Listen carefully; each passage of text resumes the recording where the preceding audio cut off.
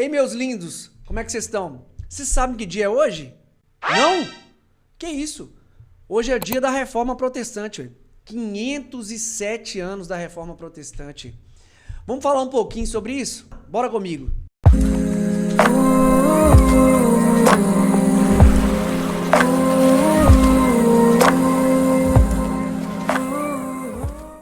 Então, seja muito bem-vindo. Você está no canal Porém Depende. Se você não é inscrito, já se inscreve aí. Já deixa o like nesse vídeo já, porque eu tenho certeza que você vai gostar.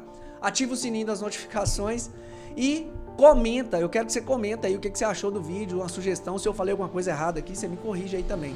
Beleza? Vambora? Então, não tem como falar de Reforma Protestante sem lembrar do protagonista desse evento, que é Martinho Lutero, correto? Errado. Para começar, quem iniciou o processo da Reforma Protestante, quem começou com esse burburinho, não foi Martinho Lutero. Você não sabia disso, né? Um cara chamado John Wycliffe, que era professor em Oxford e teólogo.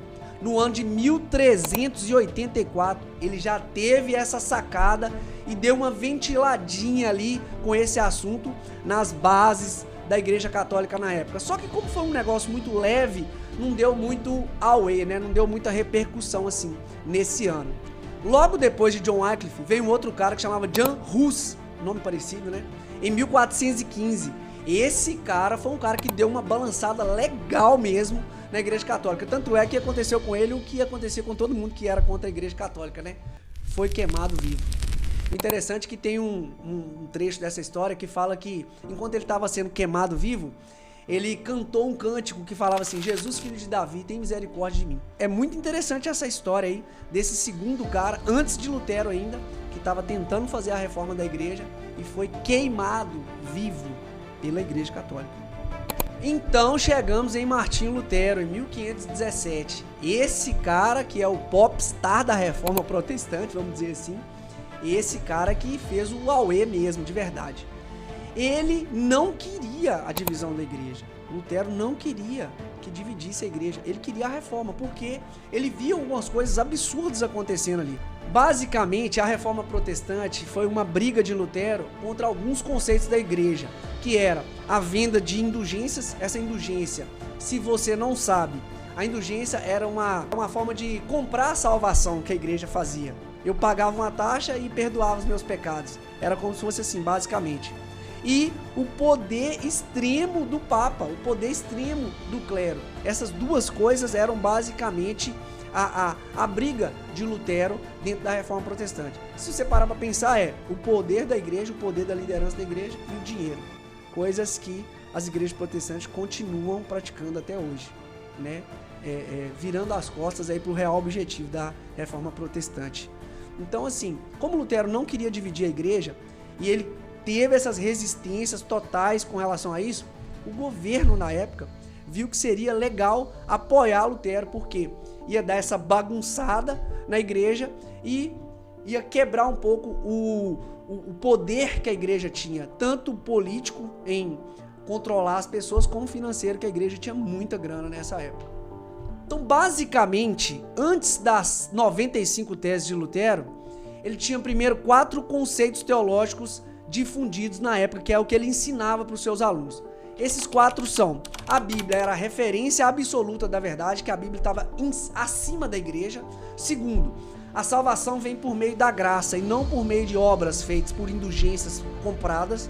Terceira, a morte de Jesus é que fazia essa ligação entre o homem e Deus. E quarta, as pessoas são salvas somente pela fé, que, se a gente for parar para pensar, é um conceito básico teológico do Evangelho de Jesus real, né? Esses 4 pontos que Lutero estava colocando. E a igreja era contra isso, porque quebrava muita coisa da autoridade da igreja e da arrecadação da igreja, obviamente.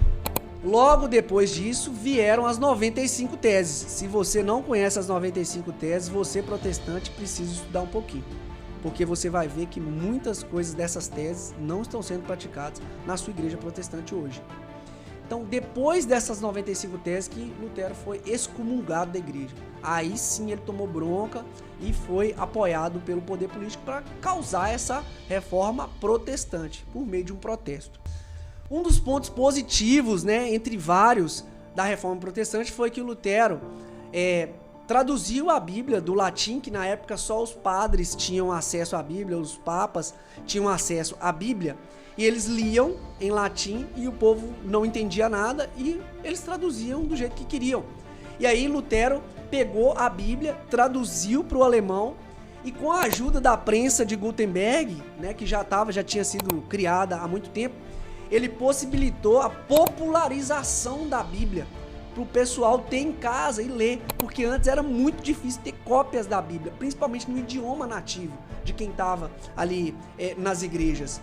E é engraçado porque depois de toda essa briga, de toda essa dificuldade para fazer com que a Bíblia chegasse na mão das pessoas e as pessoas mesmo pudessem ler, estudar e tirar suas próprias conclusões do que realmente Deus quer, hoje as pessoas têm total acesso a Bíblias de diversas formas, em todos os idiomas. As pessoas hoje simplesmente não leem, não querem saber, não procuram, não estudam. Então, você que é protestante, dê valor a toda essa história da Reforma Protestante, o acesso que essa reforma fez com que você tivesse para ler a sua Bíblia no seu idioma. Isso foi uma das coisas mais importantes da Reforma Protestante, no meu ponto de vista, é o acesso a todas as pessoas da Bíblia. Para você que não sabe, Lutero, após essa excomungação, ele se casou, né? Ele não era, apesar de ser um monge católico ali, que vivia no meio dos bispos, padres, etc., ele não era celibato, não era celibatário. E conheceu essa freira, Catarina von Bora, e casou com ela. Então Lutero era casado, ele tinha uma esposa. Mas como nem só de boas obras vive o bom Martinho Lutero, às vezes tem uma parte pesada da história de Lutero que você, protestante, não sabe. Lutero era um entusiasta do antissemitismo. Se você não sabe o que é antissemitismo, eu vou deixar você pesquisar aí. E ele queria muito que os judeus se convertessem ao cristianismo. Só que estava tendo muita resistência por parte dos judeus em se converter ao cristianismo. E aí ele tomou bronca dos judeus e escreveu uma obra, eu não sei se a gente pode chamar de obra, né? Que se chama Contra os Judeus e Suas Mentiras. Essa obra era meio que o manual de bolso e de fé de um personagem muito famoso da nossa história aí na Alemanha, do bigodinho assim, que você sabe de quem eu tô falando, que praticava essas atrocidades contra os judeus, baseado praticamente nessa obra, em que Lutero queria que ele sugeria queimar os templos, queimar as sinagogas dos judeus, tomar os bens deles e queimar, destruir todos os livros sagrados dos judeus. Então, é uma parte de Lutero que pouca gente sabe, que ele era um antissemita.